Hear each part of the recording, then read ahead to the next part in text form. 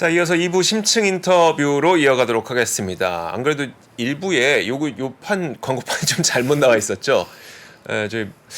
여러분 닭고기 좋아하세요? 저는 예전에 이제 친구들이 막 넌 죽으면은 지옥에 떨어져서 닭들이 너를 공격할 거야 막 이렇게 얘기할 정도로 매주 한 마리씩 뭐 이렇게 먹기도 했었는데 마니커몰 많은 이용 부탁드리도록 하겠습니다. 자, 이제 2부 박상현 전문위원과 함께 이야기 나눠보겠습니다. 어서 오세요. 네, 안녕하세요. 닭고기 좋아하세요? 저는 그렇게 아주 좋아하지는 않습니다. 아, 그래요? 어떻게 닭고기를 안 좋아하지? 좀 미안할 정도로 저는 닭고기를 많이 좋아하는데. 네. 자, 좋습니다. 오늘은 보니까 좀 요즘 많이 하는 이야기가 금융 리스크는 많이 진정되는 것 같다고 이야기를 하거든요. 오늘 그런 이야기 해주실 거예요? 예, 뭐 최근 뭐 진정이 된다라고 단정적으로 말씀드리고 네네. 소강 국면에 들어왔다고 표현하는 소강? 게 많아요. 네네. 그렇고 사실 뭐 많은 분들이 사실은 그 신용 리스크에 대한 어떤 우려 이런 것들을 많이 지적을 하셨고 또 실제 많은 이제 잠재적인 위험이 있는 사항들이 있다. 그래서 오늘 제가 나오면서도 사실 고민 무슨 얘기를 해야 되는가라는 이제 네네. 고민이 좀 있었는데 좀 오늘은 제 개인적으로 좀 네. 이제 이러한 신용 리스크 자체가 뭐 앞서도 이제 뭐 CMB 그 상업용 부동산 얘기도 했지만 뭐 위험은 있지만 그래도 좀 넘어갈 수 있는 가능성은 없을까라는 부분에서 조금은 좀 말씀을 좀 드리려고 합니다. 위원님 혹시 처음 증권가에 그 입성하신 게 몇 년도쯤이실까요? 뭐한 제가 증권가로 입성을 했다라고 하면은 96년 96년. 예. 아, 그러면은 뭐 외환위기, 닷컴 버블 다 보셨네요. 예. 그때는 뭐 하고 계셨었어요? 그때는 이제 애널리스트로 활동하고 계셨었나요? 아 그때는 뭐 애널리스트 뭐 이코노미스트 역할을 계속했었죠. 네네. 예. 그때 뭐 소감을 좀 말씀드리면 최근에 저도 그래서 저 밖에 외부 세미나 나갈 때 네네. 저 요새 이제 사항들을 이제 말씀드릴 때 제가 하나 말씀드린 건 2008년 당시하고 네네. 지금의 느끼는 그러니까 제 나름대로의 어떤 네. 체감적인 리스크랄까요, 공포라고 할까요, 네. 뭐 이런 것들을 딱 비교하면 지금이 조금은 나은 상황. 그러니까 2008년만 해도 상당히 그 큰 공포감이 사실은 있었고요. 네네. 이제 서브프라임 터지고 뭐 이러한 과정 속에서 그때는 이제 처음으로 이제 얘기된 게 우리 경제 공황 가는 거 아니야. 그래서 그때 뭐 공황책이니 뭐 이러한 것들이 뭐 아주 불티나게 팔렸던. 네네. 저도 그래서 그 당시 이제 1930년대 공황을 네네. 들여다보고 하는 이러한 것들에 대한 것들이 공부들을 상당히 많이 하셨겠네요. 공부도 아니고 공포. 네네. 그때 그러니까 그만큼 이제 경기에 대한 어떤 공포심 자체가 상당히 좀 커졌던 상황들인데 최근에 분위기를 봐서는 뭐 물론 공포가 없는 건 분명 아닙니다. 뭐 근데 제 개인적으로 느끼는 거는 2008년 이 모습은 아니지 않겠느냐라는 쪽에 조금은 좀 말씀을 좀 드리고 있습니다. 그러니까 사실 저도 그 코로나 팬데믹이 딱 터졌을 때, 왜냐하면 저는 이제 2008년 글로벌 금융위기 때는 여기 증권가 없었거든요. 그래서 이제 코로나 팬데믹 딱 처음 터졌을 때 그때 이제 막 공황과 관련된 책을 되게 많이 봤었어요. 아마 다른 분들도 다 그러셨을 거예요. 근데 요즘에는 그럼 무슨 책 보냐 물어보면 GPT 책 보고 있어요, 요즘에는. 그러니까 말씀하셨던 것처럼 사뭇 좀 분위기가 다른 것 같다. 시장 참가자들의 분위기도. 그리고 하나 이제 단적으로 제가 좀 말씀을 드리는 게 하나 뭐냐면 그때 뭐 서브프라임이 이런 금융위기가 네네. 분명히 있었던 거는 거의 비슷한 모습인데 또 하나 차이는 뭐냐면은 그 미국의 레가시 산업이라고 할 수 전통 산업이라고 할 수 있는 자동차 산업이 사실 2008년에 붕괴가 됐습니다. 맞아요. GM이 붕괴가 됐죠. 네네. 근데 지금의 미국의 레가시 산업은 뭐라고 생각하세요? 지금의 레거시요? 빅테크? 아니에요? 그렇죠. 예. 그래요? 그렇게를 봐야겠죠. 아무래도 네네. 뭐 지금 우리가 빅테크 이러한 산업들 자체가 전체 시총도 주도를 하고 그렇죠. 있고 또 전 세계의 어떤 기술 패권이라든지 이러한 것들이 미국이 갖고 하고 있는 상황들에서 그러면 지금 미국 경제가 휘청거리고 망하려고 한다라고 하면 물론 이제 부동산 뭐 이러한 것들도 있긴 하지만 결국 미국이 갖고 있는 가장 중요한 산업이 망해야 되는 부분들이 가장 그렇죠. 중요한데 오히려 최근에 뭐 아시겠지만 이 빅테크 특히 이제 우리가 팡지스라고 얘기하죠. 네네. 이런 걸 보게 되면 연초 대비 한 30% 올랐거든요. 어. 뭐 지금 필라델피아 반도체 지수도 보면 한 20% 정도. 네. 우리나라 반도체는 사실은 뭐 계속 안 좋긴 하지만 필라델피아 반도체 지수 이런 것들은 한 20% 올랐다라는 부분 자체는 미국 그 산업이라든지 이런 것들이 건재하다라는 부분에서 2008년하고 그러한 측면에서 조금 차별을 저희는 좀 볼 수 있지 않겠느냐라는 좀 생각을 하는 거죠. 그래도 여지는 여전히 좀 남아 있다고 그렇죠. 보시죠? 예. 네. 지금 뭐 사방에서 사실은 뭐가 터질지 사실은 좀 네네. 모르는 부분들이고 뭐 앞서도 뭐 이제 상업용 부동산 얘기도 하셨는데 당연히 지금 뭐 상업용 부동산뿐만 아니라 뭐 PEF 얘기도 사실은 네. 뭐 나오고 하는데 제가 이제 그런 거를 느끼면서 그럼 연준이 그럼 지금의 상황 다 위험은 알고 있는데 네. 뭐 2008년 같은 경우도 뭐 위험은 알고 있어서 맞았다라고 하지만 그래도 지금 연준이나 중앙은행들도 자체가 지금 돌발적으로 나올 수 있는 위험들을 다 인식을 하고 있는데 그럼 아무 대책도 안 세울 거냐라는 네. 부분을 저는 좀 말씀을 좀 드리겠고요. 아. 그러면 지금부터 해야 될 게 뭐겠느냐라고 보면 저는 결국엔 연체율 관리라고 보고 있습니다. 연체율 관리요? 그러니까 지금 은행들이 파산한 부분에 있어서는 네.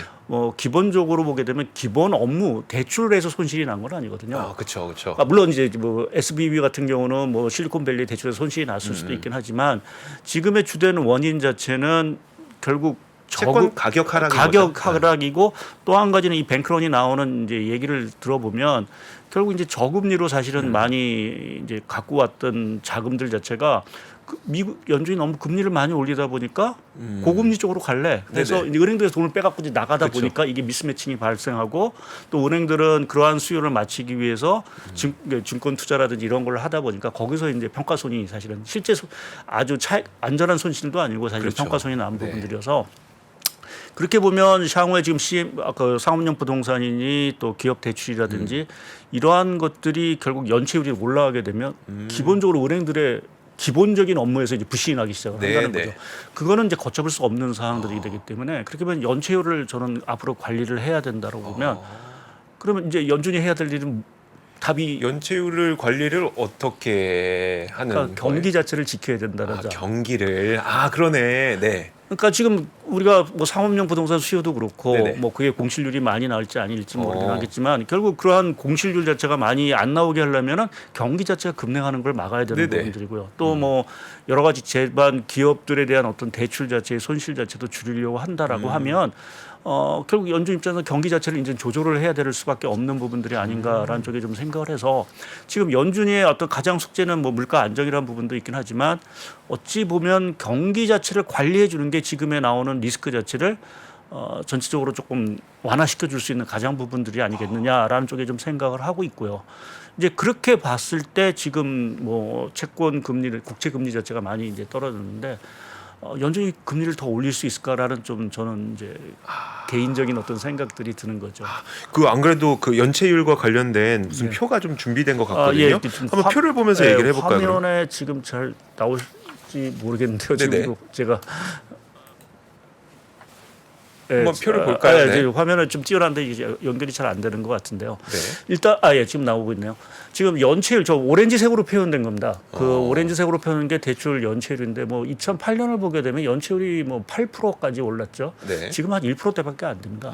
작년 말 기준으로 보게 네네. 되면 이제 문제는 저게 올라가기 시작하면 상당히 문제가 터지는 거죠. 기업들이 이제 도산도 할 수 있는 거고 이제 가게나 이러한 쪽에서 이제 채무를 갚지 못하는 이러한 사태면 소비도 못할 거고. 네네. 뭐 여하튼 그러면 고용 시장이 이제 허물어지면서 그렇죠. 연쇄적인 어떤 좀 위험이 아까 말씀드린 이제 은행들의 어떤 부실 자체가 상당히 커질 수 있는 부분들인데 뭐 그래서 앞으로 저 연체율을 그러면은 그래서 말씀드린 대로 그러면은 올라가긴 하겠죠. 네네. 이제 경기가 안 좋으니까 그러면 저걸 급등하는 걸 막기 위해서 필요한 게 뭐겠느냐면 연준이 경기를 관리해 줘야 되는 부분들이고 그럼 그 관리하는 수단은 뭐겠느냐라고 하면 이제 현재 어떤 금리 정책에 좀 피봇이 필요하다라고 좀 생각을 하는 거죠. 그러니까 지금 보게 되면 연준이 돈을 풀기는 어려울 것 같습니다. 네네. 그거는 뭐 다들 생각하시는 것처럼 지금 물가도 관리 못 한다는데 네네. 여기다 돈을 돈 또 풀면 큰일 나죠. 큰일 날 것 같은데. 또 자산 가격이 올라가고 뭐 물가에 대한 잘못된 신호가 사실은 줄 수 있는 부분들이 있기 때문에 네.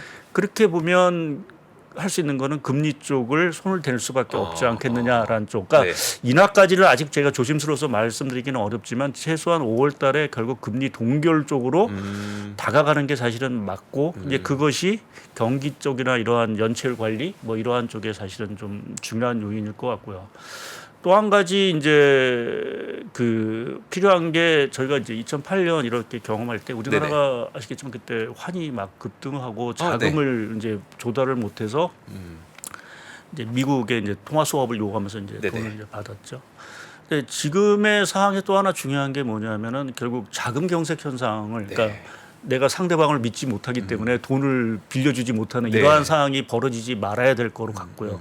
이제 그러한 측면에서도 보게 되면 이제 금리를 계속 올리면은 이제 금리 자체가 높아지니까 상대방의 돈 물려주기가 상당히 어렵죠. 높은 금리에서 그렇죠. 빌려간 사람한테 어떤 신뢰를 내가 받을 수 네네. 없으니까 그러한 측면에서 보면 연준이 그러한 측면에서도 조금은 금리 자체를 이제 하향 안정시키는 노력 자체가 좀 필요하지 않을까라는 측면에서 연준의 이러한 어떤 정책의 어떤 변화 이것이 기본적으로 그 정책의 포커스가 경기에 맞춰지면서 전체 위기 자체를 좀 진정시켜줄 수 있는 그러한 것들이 나오지 않을까라는 쪽에 좀 저는 좀 생각을 좀 해봤습니다. 그럼 사실 지금 상황에서는 물가를 잡아야 되기 때문에 연준은 금리를 내리면 안 되는 상황이고 예. 다만 경기가 경기가 안 좋아지게 되면 연체율 높아지면서 실업률 같이 올라가고 뭐 회사 부도나고 막 그 연체율 때문에 은행도 힘들어지고 이렇게 되면 안 되니까 금리를 또 높이지도 못하고 결국 고정시키는 방법밖에 없을 텐데 일단은 고정을 시키고 이제 물가 자체가 이제 안정이 조금 그러니까 저희가 뭐 이제 5월달에 동결하고 이제 4, 5, 6 뭐 이렇게 물가가 2분기에 좀 안정적인 신호가 나온다라고 하면 하반기 가서는 뭐 파월 의장이 금리 인하가 없다라고 얘기는 했지만 금리 인하를 해서라도 사실은 뭐 경기라든지 뭐 또 신용 리스크를 안정시킬 책무는 분명히 있을 거로 좀 보고 있고요. 네. 이제 그러한 측면에서 보면은 이제 금리라는 부분 자체가 시장에 조그만 안정판 역할을 해주지 않을까라는 좀 저는 이제 기대감을 갖고 있고 다행스럽게 최근에 뭐 국채 금리라든지 이러한 것들이 이제 큰 폭 뭐 어제는 사실 많이 오르긴 했지만 좀 추가적으로 좀 둔화되는 이러한 기조 자체가 좀 지속이 되지 않을까라는 쪽에 좀 생각을 하고 있고요.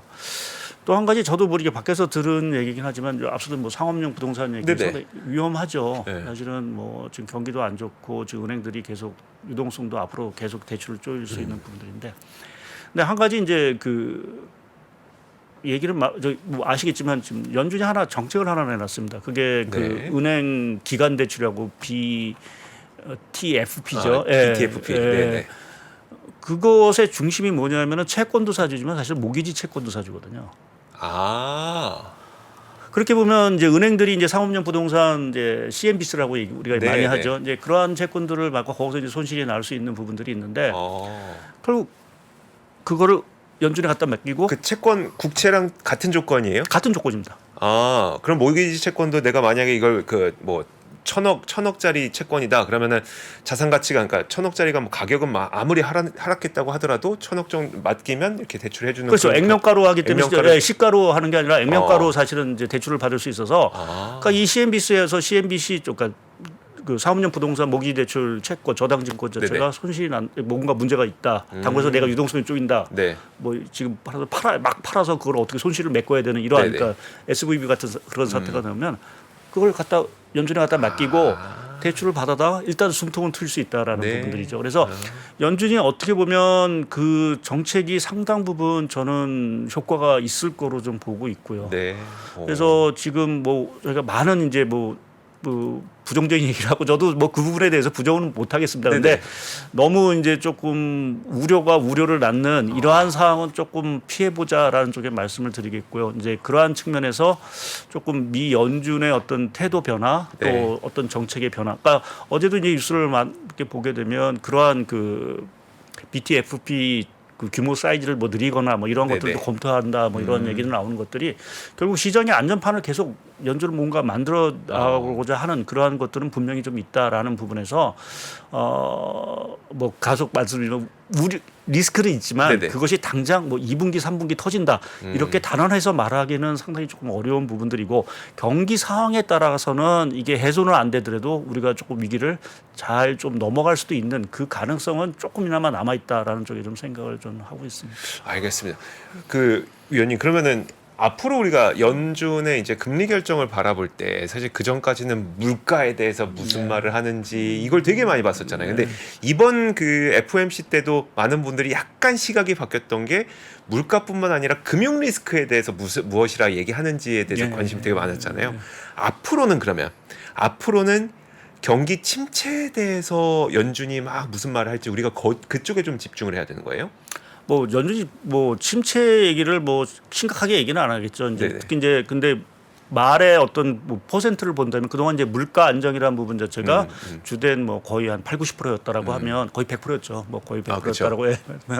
이제 요번 지난번에 이제 FOMC부터는 좀 금융 안정에 대한 얘기를 뭐 한 10% 정도 얘기를 했다면 그 비중 자체가 점점 좀 이제 커지는 어떤 그러한 모습들이 좀 나오고 뭐 최근에 뭐 뉴스를 많이들 보셨지만 뭐 세인트 루이스 총재가 네네. 뭐 그렇게 매파적이었던 브레너 갑자기 생각이 안 블라드요? 나요. 블라드 네네. 블라드 총재도 뭐 금융 시스템이 뭐 약간 흔들리면 뭐 금리 인하를 뭐 할 수도 있다라는 어떤 뉘앙스를 사실 풍기고 있는 것들 자체가 생각들 또는 시각 자체가 조금은 이제 변화되고 있다라는 부분을 저희가 좀 읽을 수 있는 부분들이 있겠죠. 알겠습니다. 그러면 이제 위원님이 보시기에 어떤 그 시장 참가자들에게 어떤 투자 아이디어를 어디서 좀 찾아볼 수 있을 것 같으세요? 그래서 제가 지난번에도 한번 와서 말씀을 드렸던 것 같은데 화면에 좀 네. 있는 거를 제가 좀 말씀을 드리겠는데요. 그래서 뭐 이게 맞는 얘기일지는 뭐 판단하신 분들에 따라 다르긴 하겠지만 저게 그 GDP 상에서 우리가 이제 계정상에 보면 이제 개인 소비 항목이 있고 네. 이제 고정 투자 내에서 이제 설비 투자 항목 우리가 이제 공장을 짓고 뭐 네. 기계라는 이게 설비 투자 그러니까 유형 자산 그러니까 뭔가 실체가 있는 투자 비중 비중을 이제 파란색으로 그려놨고요. 저 오렌지색은 이제 무형 자산 투자라고 해서 네. 그러니까 우리가 뭐 소프트웨어 개발 투자라든지 뭐 요새 우리가 얘기하는 뭐 각종 이제 기술 개발과 관련된 쪽에서의 투자죠. 근데 그 GDP 대비 비중을 보게 되면 작년 말에 이게 역전이 됐습니다. 그러니까 보면 과거에는 큰 격차가 났었죠. 네. 주로 이제 유형 자산 쪽에 투자를 많이 하는데. 그렇죠. 그런데 작년 말을 기준으로 해서 이게 무형 자산 우리가 얘기하는 기술 개발 쪽에서 네네. 어떤 투자 자체가 저 공장을 짓고 기계를 만들고 하는 비중을 넘어서기 시작을 했다라는 것 자체는 네. 결국 산업 쪽에서의 패러다임 자체가 기본적으로 변했다라는 미국의 어떤 산업 패러다임 자체가 변하고 있다라는 부분을 좀 네. 봐야 될 것 같고요. 그 중심에는 지금 우리가 얘기하고 있는 여러 가지 산업들, 뭐 AI가 됐던, 뭐 반도체, 그것도 이제 비매번물이 됐던, 로봇이 됐던, 뭐 자율주행차 여러 가지가 있겠죠. 그래서 이 구도 자체가 계속 된다라는 얘기 자체는 앞서 우리가 뭐 전통 미국의 어떤 전통적 산업이 그동안 뭐 어떤 자동차로 대변됐다라고 네네. 하면 지금은 기술 혁신 뭐 이러한 쪽으로 이제 분명히 넘어가고 있는 것 같고요. 또 지금 바이든 대통령이 추진하고 있는 각종 정책들, 뭐 네네. 리쇼인 정책의 핵심 자체는 뭐 아시겠지만 반도체 공급망의 어떤 재편이라든지 네. 뭐 또 2차 전지라든지 에너지 혁명 뭐 이러한 어떤 새로운 산업에 대한 부분을 이제 강조를 하고 있거든요. 네. 그래서 그러한 측면에서 보게 되면 투자 아이디어를 뭐 조금은 우리가 아무래도 여전히 뭐 실리콘밸리 은행이 망했었는 네네. 때도 여러 가지 투자의 어떤 모멘텀이라 산업 모멘텀 자체는 아직도 그래도 우리는 기술 혁신 쪽에 빅테크 쪽에 좀 있지 않겠느냐라는 쪽에 좀 생각을 하고 있고요. 같은 맥락에서 우리가 그동안 작년 같은 경우 미국의 금리 올라가면 제가 이제 팡지수를 그려놨지만 금리가 쭉 올라가게 되면 팡지수는 뭐 그렇죠. 하염없이 떨어졌습니다. 네네. 그런데 올해부터 보면 약간 분위기가 변했습니다. 미국이 금리를 올려도 팡지수는 빠지지 않고 계속 올라가고 있다는 얘기죠. 네네. 그러니까 이 얘기 자체가 상당히 저는 중요하다고 보고 있고요. 이제 어느 정도는 금리에 대한 적응도 자체가 이제 산업적으로 좀 끝난 부분들이 아닌가라는 쪽에 좀 생각을 하고 있고 또 하나 이제 얘기하시는 게 2001년 당시 IT 버블 당시에 네네. 많이 얘기하십니다. 금리 올리면서 이제 거품이 꺼지는 그쵸. 것이면서 이제 몇 년 동안 사실 힘들었죠. 네. 근데 그때하고 지금하고 이렇게 생각해 보면 소위 빅테크라는 기업들 자체가 돈을 번다라는 거죠. 그때는 돈 버는 기업이 없었습니다. 맞아요. 근데 지금은 돈 버는 기업도 많고 뭐 회사 내 현금 유보도 사실은 좀 많은 상황들이고 벌어도 오죽 많이 봅니까? 그래서 뭐 캐시 자체가 워낙 많은 상황들이기 그러니까요. 때문에 오히려 네. 이들 기업들 자체는 최근에 뭐 실리콘밸리 이러한 뭐 스타트업 기업 자체가 만약 도산을 하고 하면 M&A를 할 겁니다 아마. 네네. 그러면서 더 오히려 덩치를 더 키울 수 있는 부분들이 있겠죠. 그래서 그러한 측면에서 보면 저희가 뭐 우려는 분명히 해야 되고 경계를 해야 되는 부분들이긴 하지만 미국의 어떤 산업 정책의 어떤 방향이라든지 또 이 빅테크의 흐름들 또 뭐 계속해서 GPT 뭐 이게 어떻게 발전할지는 잘 모르겠습니다만은 오늘 뭐 골드만삭스 기사를 보게 되면 뭐 GPT 이런 AI 투자 자체가 전 세계 경제 자체를 상당히 성장률을 높이는 어떤 중요한 역할을 할 거다라는 좀 긍정적인 얘기를 하고 있습니다. 그래서 네. 그게 뭐 현실화될지는 모르긴 하겠지만 사람을 이제 기계가 대체 뭐 이런 AI가 대체하는 시대 자체가 계속 도래하고 있는 부분 자체는 또 다른 측면에서 뭐 투자분도 있지만 생산성 자체를 상당 부분 올릴 수 있는 부분들이고요. 그것은 이제 중기적으로 봤을 때 물가 자체가 상당 부분 떨어질 수 또 이제 요인이 될 수 있는 그쵸. 부분들이 되겠죠. 네. 그래서 제가 그래서 오늘 뭐 여러분들이 뭐 신용 위기에 대한 어떤 안 좋은 말씀들을 하셨지만 저는 그러한 측면에서 조금 뭐 우리가 그래서 계속 뭐 숨죽이고 아무것도 안 할 네네. 수는 없는 거고 네. 그 과정 속에서 조금은 이제 투자 아이디어를 찾자 보면은 뭐 아무래도 미국의 어떤 그 지금의 흐름을 당분간은 좀 따라가면서 투자를 하는 게 사실은 좀 위원님, 낫지 않을까라는 좀 이 생각을 부분은 합니다. 어떨까요? 그러니까 저도 긍정적인 시각을 갖고 싶은 건 맞는데 그럼 예. 지금 시장의 위치가 예. 그럼 많이 비싼 상태냐 싼 상태냐 이 부분에 대해서는 좀 예, 어떻게- 뭐 아무래도 이제 그 IB들이 비싸다고 얘기를 하죠. 뭐 네네. 그래서 좀 떨어질 수 있다라고 하는데, 근데 그 부분도 사실은 경기에 달린 문제라고 저는 보고 있습니다. 그러니까 경기 자체가 안 좋아지면 이익이 안 나올 거고, 네네. 당연히 그럼 밸류에이션 자체가 그럼 지금 비싼 거겠- 비싼 거가 되는 거고, 여기서 정말 경착륙이 아니라 연착륙 또는 뭐 로랜딩을 해서 결국 수요가 다시 살아난다라고 하면 결국 이익은 올라가는 거고, 당연히 그런 뭐 밸류에이션 자체는 그쵸. 다시 좀 싸지는 부분들이어서, 그리고 또 이제 금리가 떨어진다라는 부분 자체도 결국 이제 밸류에이션 자체를 좀 싸게 그렇죠. 하는 그런 요인으로 좀 생각을 하고 있습니다. 그래서 뭐 마냥 나쁘게 보면 나쁘게 보는 네네. 거고 조금 이제 좀 긍정적으로 보면 뭐 이러한 어떤 시각도 좀 있을 수 있다라는 좀 개인적인 말씀. 알겠습니다. 중국 쪽도 한번 얘기해 주세요. 그러니까 연초까지만 하더라도 중국이 그러니까 전 세계의 침체를 없애주는 하나의 요인이 되어 줄 것으로 예. 기대를 했다가 춘절쯤 지나면서 아닌데 생각보다 별론데 이러면서 실망했다가 최근에 다시 중국 경기가 좀 생각보다 빠르게 살아날 것 같다는 인식들을 갖고 계신 것 같거든요. 참 뭐라 말씀드리기 그래요? 애매해. 그러니까 저도 이제 중국이 좋아진다는 부분에 대해서는 뭐 크게 부인은 하지는 그렇죠. 않겠는데요. 근데 기대했던 것보다 속도 자체는 이렇게 빠르지 않다. 현 시점으로 봤을 때는 좀 그러한 말씀을 좀 드릴 수 있을 것 같고요. 네. 뭐 저희는 뭐 제가 이코노미스트를 하고 있긴 하지만 저희가 세상을 판단하는 건 항상 이제 주가를 보면서 세상을 판단하는 어떤 좀 습관이 있는데 네네. 최근에 뭐 중국 주가라든지 홍콩 주가를 보게 되면 과연 경기 리오프닝에 대한 것들이 우리가 기대한 것만 나오느냐라는 조금은 좀 퀘스천 마크를 좀 던질 수 있는 부분들이 있습니다. 네. 그러니까 말씀하신 대로 1월에 전체적으로 지표가 부진을 했고요. 네. 다행스럽게 이제 춘절이 지나고 나서 뭔가 조금 으쌰으쌰하는 분위기가 조금 나오다가 최근에 다시 조금 정체하는 이러한 모습을 좀 보이고 있고요. 그래서 그 원인을 이렇게 보게 되면 일단 소비 여력 자체가 중국은 그렇게 크지는 않은 것 같습니다. 아무리 우리가 뭐 펜트업 짓눌렀던 수요가 네네. 나오는 부분들이 있긴 하지만 그 배경에는 사실은 미국이나 우리나라도 마찬가지지만 어느 정도는 현금을 줬거든요. 보조금이 엄청 도움됐었죠. 그러니까 네. 미국도 그렇고 네. 우리나라도 그렇고 이제 소위 이제 현금을 살포하면서 네. 그게 뭐 지금에 와서는 뭐 결국 이제 국제 시장을 흔드는 또 하나 요인이긴 하지만 재정 하죠. 지출이 네. 많아서 근데 여하튼 소비 여력이라는 부분 그러니까 현금 여력 자체가 그렇게 많아 보이는 것 같지는 않고요. 또 뭐 잉여 저축이 많다는 통계는 나오는데 사실은 그게 있는지에 대한 뭐 저는 저기 통계적인 부분이고 아니면 이제 중국의 어떤 성격상 아직은 그냥 저축을 그냥 하고 소비는 줄이겠다라는 어떤 심리가 작용하는 건지 이 부분은 좀 정확한 판단이 안 쓰는 부분이 하나 있는데 또 하나 중요한 건 고용 시장입니다. 네네.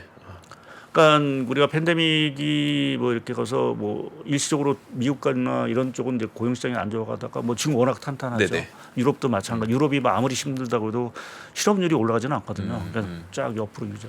근데 중국은 실업률이 안 좋습니다.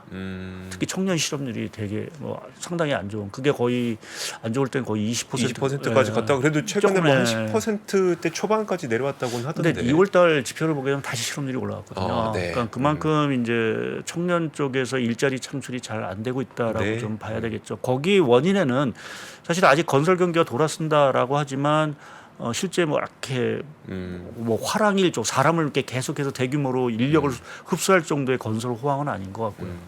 또 한 가지 이제 중국이 고용을 창출했던 중요한 것들이 아무래도 이제 IT 네네. 이러한 우리가 얘기하는 그렇죠. 쪽에서였는데 지금 뭐 미국하고 싸우느라고 정신이 없어서 네. 오히려 그쪽에서 어떤 고용 창출이 나오기는 좀 쉽지 않은 상황들이고 그래서 그렇게 보면 중국이 소비라는 부분 자체가 기본적으로는 우리 기대치에 못 미칠 수 있는 부분들이 좀 있는 것 같습니다. 그래서 최근에는 조금 이제 리오프닝에 대한 부분, 그러니까 뭐 중국은 좋을 수 있다 하더라도 네네. 그러니까 우리는 이제 그 리오프닝에 그냥 낙수 효과를 받는 입장에서 그러니까요. 물이 넘쳐야 자유 뭐 저희가 뭘 할 텐데 물이 넘치지 않는 상황들이기 때문에 네. 그러한 측면에서 보면은 조금 이제 고개를 좀 갸우뚱하는 특히 이제 반도체 수출이 여하튼 우리나라의 중국의 키일 텐데 네네. 그게 영 살아나는 기미가 지금 3월 달에도 보면 반도체 수출이 상당히 안 좋은 상황들이거든요. 또 2분기 지금 그 무역협회에서 나온 수출 반도체 수출 전망을 보더라도 그렇게 썩 살아나는 모습이 아닐 수 있다라는 얘기를 표로 한번 보여주시겠어요? 예. 네, 준비된 거 표를 한번 보면 요 밑에 요 편인데요. 네. 그러니까 지금 전체 수출 전망은 조금 2분기에 좀 좋아지는 개선되는 거로 이제 좀 네네. 나왔습니다. 그래서 뭐 이 부분은 수출 경기가 이제 바닥을 찍고 올라간다라는 부분에서 긍정적인데 업종별로 보면은 대부분은 다 개선되는데 반도체만 지금 2분기에 더 안 좋아지는 거로 이제 조사가 된 사항들이거든요. 네네. 이게 2009년 이후 가장 안 좋은 수치입니다. 아 그러네요. 통계 작성 이후 가장 낮은 수준이어서 이 부분이 사실은 상당히 조금은 이제 문제인 부분들이고 그럼 왜 이렇게 수치 안 좋으냐라는 부분에서는 네네. 미국과의 갈등 문제도 있고 또 아마 중국 내부적으로 보게 되면 뭐 우리도 재고가 많다라고 하지만 중국도 재고가 상당히 많습니다. 산업적으로 보게 되면 그러니까 그 재고가 일단 소진이 돼야 그렇죠. 예, 뭔가 좀 우리 수요를 할 쪽에서 텐데 넘어가겠죠. 근데 이게 아직은 조금은 그러한 것들이 말씀드린 대로 리오프닝 효과가 좀 빨리 진령돼서 소비가 더 활성화돼야 재고도 빨리 줄고 이제 수입을 할 텐데 그 부분에 있어서의 조금은 좀 병목 현상이라 할까요? 좀 딜레이가 되는 네네. 부분들이 있고 또 한 가지는 이제 중국도 여하튼 수출이 좋아야 경기가 또 좋아지는 한목이 있는데 중국도 여하튼 좀 수출 자체가 조금 회복이 뭐 안 좋은 상태니까요. 뭐 회복을 논하기 자체도 조금 이른 단계여서 여러모로 중국의 좀 리오프닝에 대한 효과 이런 것들이 상당히 조금은 당초 저도 기대했지만 좀 옮기치는 부분들이 좀 위원님 말씀을 이렇게 오늘 이야기를 쭉 들어보니까 결국 지금 우리가 기대할 수 있는 건 어쩌면 연준이 금리를 더 이상 올리지 않는 정도의 피봇 이것만이 좀 기대할 수 있는 거네. 그 긍정적으로 바라보시는 이유. 그러니까 그것과는 시중금리 자체는 더 떨어지겠죠. 그렇겠죠. 네. 그러니까 뭐 국채금리 같은 거 더 떨어지게 되면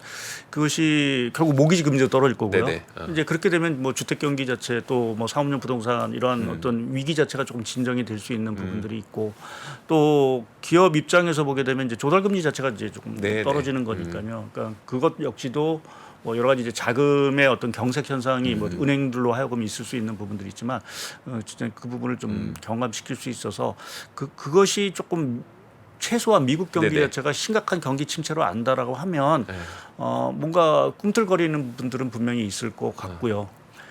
그 과정 속에서 우리나라 그래도 최근에 보게 되면 수출 쪽에서 가장 좋은 데가 미국입니다. 네. 미국 향이 가장 네. 수출이 좋은 부분들이어서 우리도 뭐 그 부분에 있어서 조금 효과를 좀 얻을 수 있는 부분들이 뭐 중국이 뭐 좋아지면 좀 결국 좋아지겠죠. 좋아지면서 우리도 네. 조금 이제 반사이익을 뭐 기대부터 시간 문제겠죠. 시간 문제인데 그게 네. 조금 이제 지연되는데 바닥을 그렇게 보면 한 2분기 또 3분기 초 정도의 네네. 수출 경기가 회복이 되는 부분도 사실은 좀 기대를 해볼 수 있지 않겠느냐라는 좀 생각하죠. 지금은 워낙 뭐 다 모든 얘기가 네. 신용 경색, 뭐 뱅크데믹, 뭐 요새 뭐 얘기하는 것처럼 모든 곳에 다 쏠려 있어서 뭐 그래서 뭐 섣불리 뭔가 좋아진다, 뭐 경쟁력 안 간다라는 네네. 거를 얘기하는 것 자체가 사실 바보의 뭐, 같은 아니, 뭐 바보라고까지 말씀하세요. 생각이었지만 좀 네. 개인적으로 아까 서두에서 말씀드리니까 2008년과 같은 공포 그 분위기는 좀 체감적으로 저는 아니다라는 쪽에서 잘만 관리하면 이 네. 위기를 조금 넘어가면서 뭔가 조금 돌파구를 좀 찾을 수도 있지 않겠나 보고 있습니다. 저는 그러니까 이런 그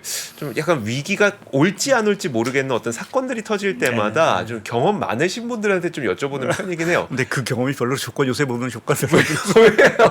그러니까 그게 보면 이 그 기술의 발달이라는 게 사실은 사방에서 이제 네네. 경험이란 부분 자체를 약간 무력화시키는 어떠한 뭐 아시겠지만 지금 최근에 뭐 기술 혁신, 뭐 스마트폰, 네네. 스마트 뱅크런 이러한 것들이 사실은 생각도 예전에 경험해보지 못하셨으니까. 못했던 거죠. 네. 뭐 그게 어느 회사 어느 그러네. 은행이 흔들리는데 갑자기 이틀 만에 망한다라는 거는 네. 그러네요. 네, 그러니까 그런 것들이 이제 또 정보라는 것들이 워낙 좀 빨리 이제 그래서 뭐 그래서 말씀드린 대로 이 경험이라는 게 이제 무력화되고 또 이제 사이클 자체가 네. 정말 좀 빨라지는 듯한 그러니까 어. 이게 뭐 순환 사이클이라고 할까요? 뭐 이런 네. 것들이 좀 빨라지는 모습이어서 뭐 꼭 과거에 뭐 우리가 아니 그래도 저는 오늘 그 말씀이 되게 인상 깊었던 게 뭐였었냐면 사실 우리 그 인플레이션 막 오기 시작했을 때 네. 그때 서점에서 인플레이션 물가 관련 책들 엄청 잘 팔렸어요. 네. 베스트셀러가 다 물가였어요. 그리고 그 전에 말씀하셨던 그 우리 팬데믹 때도 공항 관련된 그 책들이 다 베스트셀러였어요. 지금 서점 가보잖아요. 딱히 공항과 관련된 건 없어요. 그건 진짜 맞는 것 같아요. 물론 세상은 많이 변했지만 위원님께서 그 경험하셨던 그런 사람들의 분위기는 확실히 좀 맞는 게 아닐까라는 생각이 듭니다. 자, 오늘도 재미있게 이야기 잘 들었습니다. 아까 제가 말씀을 좀 잘못 드렸는데 애널리스트라고 호칭을 잘못했었는데 아니 상관없습니다. 이코노미스트님. 네. 자, 오늘 여기서 보내드리도록 하죠. 고맙습니다. 예, 감사합니다. 네. 장 시작 전부터 종료까지 쏟아지는 수많은 뉴스와 정보들. 이 중에서 어떤 것이 투자에 정말 도움이 되는 정보일까요? 3프로의 증시 셔터맨 박근영 마스터가 직접 정보를 선별하고 투자의 힌트를 드립니다. 시간도 아끼고 투자 아이디어도 얻는 시간, 박근영 부장의 마켓 힌트와 함께 하세요. 자세한 사항은 3프로 TV 앱과 홈페이지를 확인하세요.